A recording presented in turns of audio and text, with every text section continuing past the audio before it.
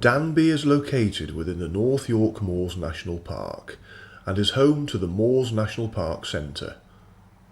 The village incorporates the Duke of Wellington pub and the neighbouring post office. The Esk Valley Walk passes through Danby, and in a while I shall be walking a little of that route myself.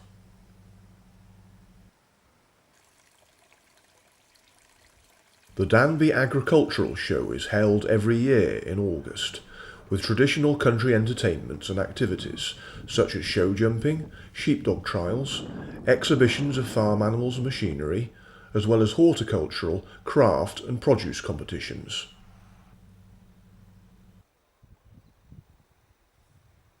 The Reverend John Christopher Atkinson was Vicar of Danby from 1847 until his death in 1900. A pioneering archaeologist, geologist, folklorist and philologist, he remains best known for his book 40 Years in a Moorland Parish, first published in 1891, which is a fascinating account of the landscape and people in and around Danby.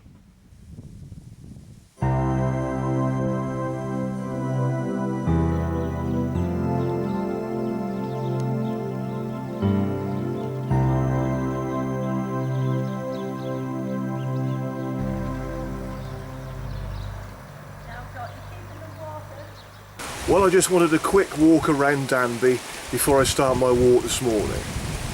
And I'm just going to move on now to the Moors National Park Centre, which is where my walk starts from.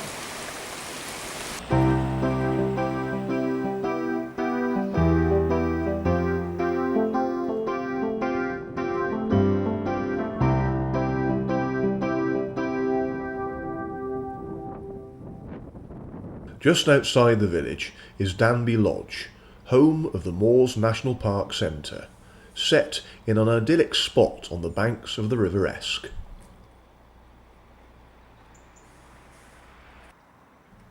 I walk through a gate to the left of the entrance to Danby Lodge to follow part of the Esk Valley Walk.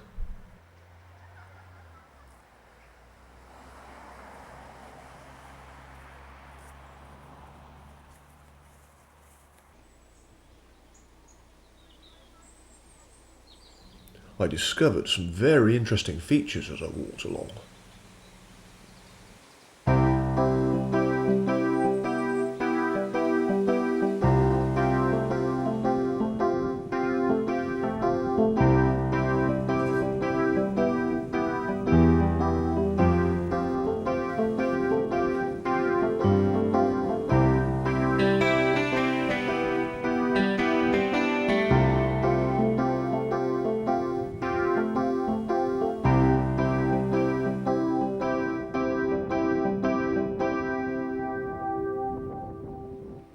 Some way beyond, where the path crosses the river, I reached the Esk Valley railway line.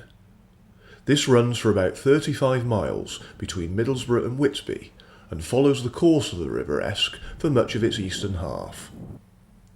Crossing the railway line, I continued following the Esk Valley Walk.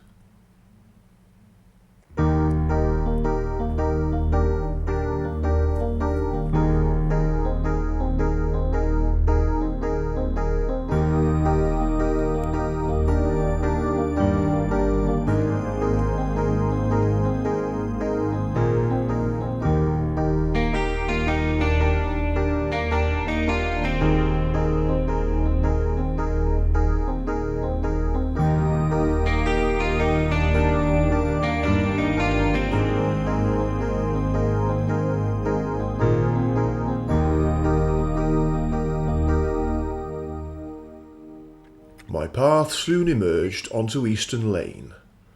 Turning right here, I followed the lane in the direction of Ainthorpe.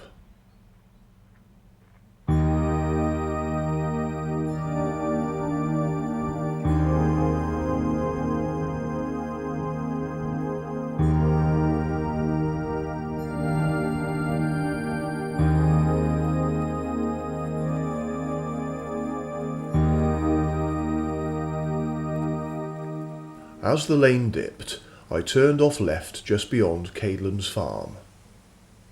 I left the Esk Valley Walk here as my path ran along the boundary of a field.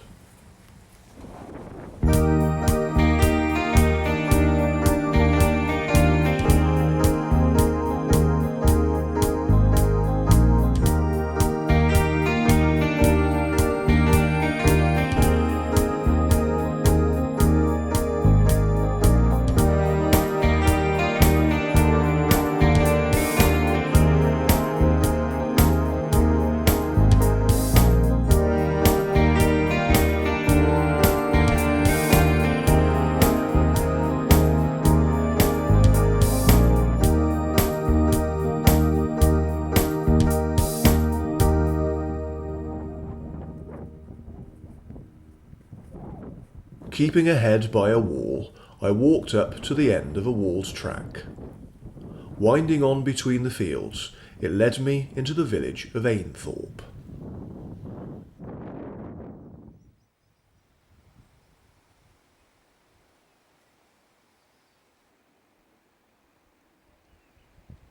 Ainthorpe lies a quarter of a mile south of Danby.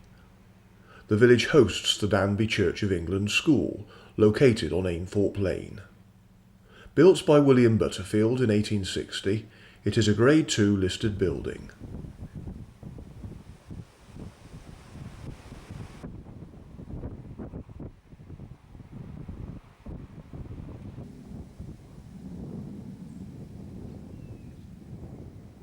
Climbing up through Ainthorpe, I came to the Fox and Hounds Inn. Once a former 16th century coaching inn, the Fox and Hounds is now a high-quality residential country inn and restaurant.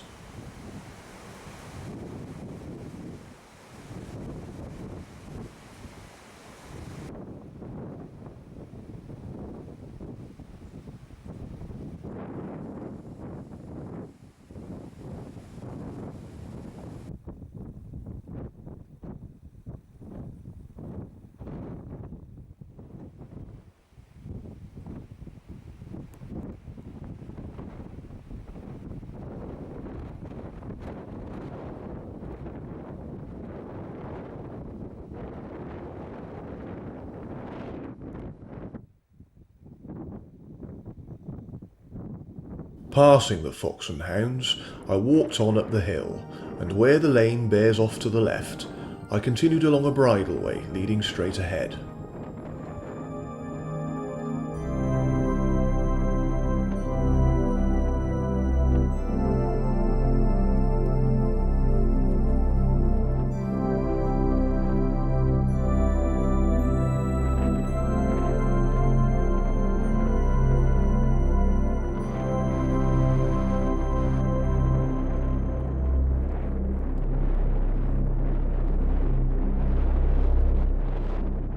Climbing on through gorse, my track led me straight ahead onto the open heather and bilberry moor of Ainthorpe Rigg, a striking contrast to the lush meadows beside the river. Yet the moors were not always as bleak as they are today, the odd standing stone which I passed a little farther on being relics of prehistoric farming and settlement.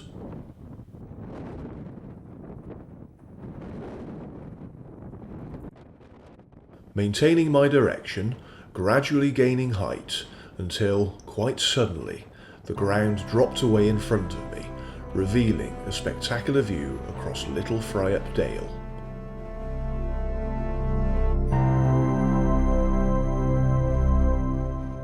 The name Fryup is thought to have come from Fraiga, an Old English personal name, and up, or hop, meaning valley. 12,000 years ago, Little and Great Fryup Dale were part of a glacial lake, but now it is a patchwork of walls and hedges, with a few farms and houses dotted here and there. A stream runs through the bottom of the dale, called Fryup Beck, which is an offshoot of the River Esk. My ongoing path fell steeply down the slope to the right, meeting a junction of lanes at the bottom. My way was along the lane straight opposite.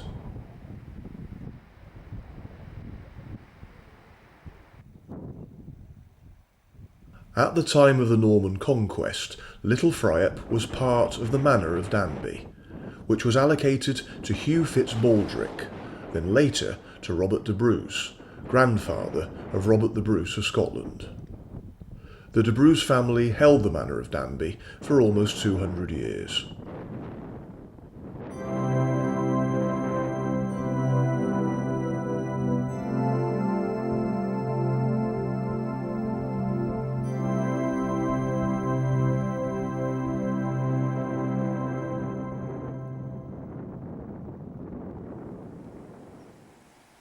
After about a quarter of a mile, I came to Stonebeck Gate Farm.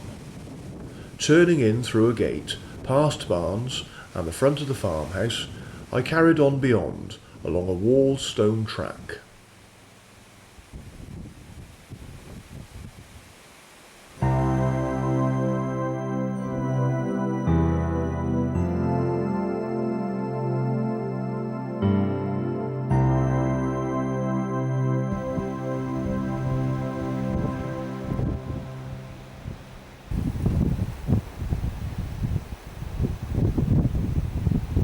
Well, this is proving to be yet another lovely walk here in the wonderful North York Moors.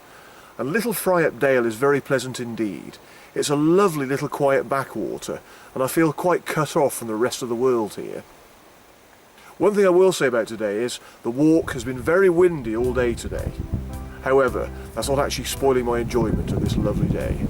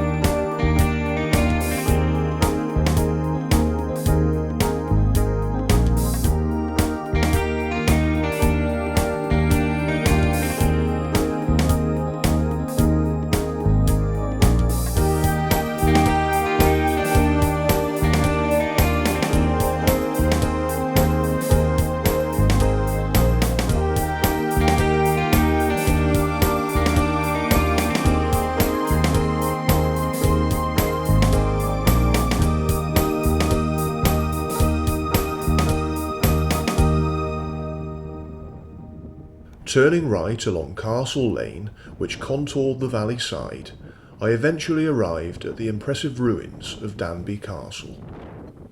Now more a domestic building than a fortress, this 14th century structure was once the administrative centre of the region. It was built for Lord Latimer as a sign of his great wealth, and in its day was of pioneering architectural design, combining both defence and comfortable living. The farmhouse is an extension of the southwest tower, while the building, which faces the road, houses the banqueting hall or courtroom, where the Danby Court's leet regularly meet. Catherine Parr once lived at the castle, before she became the 6th wife of Henry VIII.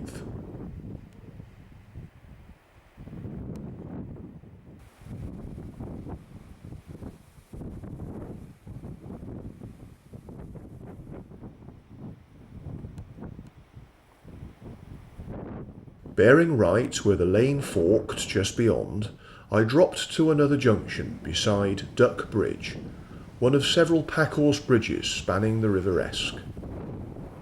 Dating from the late 14th century and long known as Castle Bridge, it has been called Duck Bridge after the well-respected local stonemason George Duck, who restored it in the 18th century.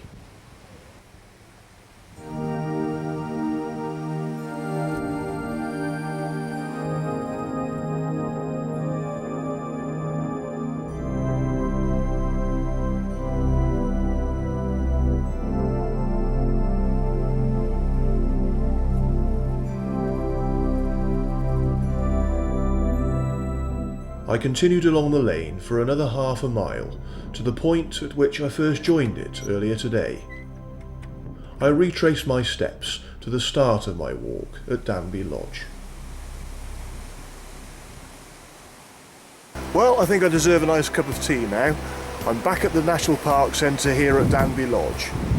It's been another lovely walk, albeit windswept, here in the lovely North York Moors.